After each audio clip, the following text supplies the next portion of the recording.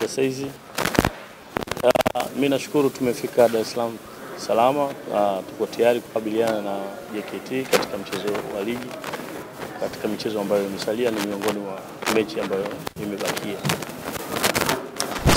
Maswali kwa mwalimu Ngumu, na kila mtu kama unavyosema ana mahitaji.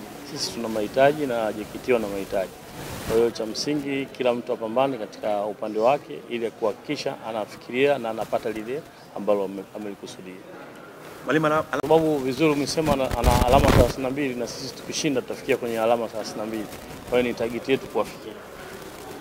Sasa hizi si kama wachezaji tuko vizuri, tumejiandaa vizuri kwa ajili ya mechi ya kesho, na tunajua umuhimu wa mechi na tunajua kwamba sisi tupo kwenye position gani.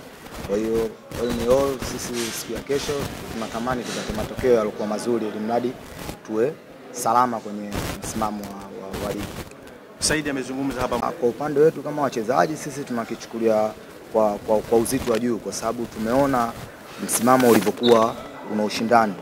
Kwa hiyo sisi kama Fountain Gate tumejiandaa vizuri na tumemsikiliza mwalimu wetu, tunaamini siku ya kesho tutaenda kupata matokeo yaliyo mazuri. Mnafahamu ridhiki nayo sasa kwenye nafasi ile kuwepo kwa kila mchezaji inamuumiza, kwa sababu sio nafasi nzuri kutokana kwa mchezaji mpaka timu yenyewe kijumla. Kwa hiyo kwa sisi kama wachezaji inatupa ugumu kiasi gani kutafuta nafasi ile kwa iko nzuri, twende tukakae kwenye nafasi zilizokuwepo wakati ligi inaanza.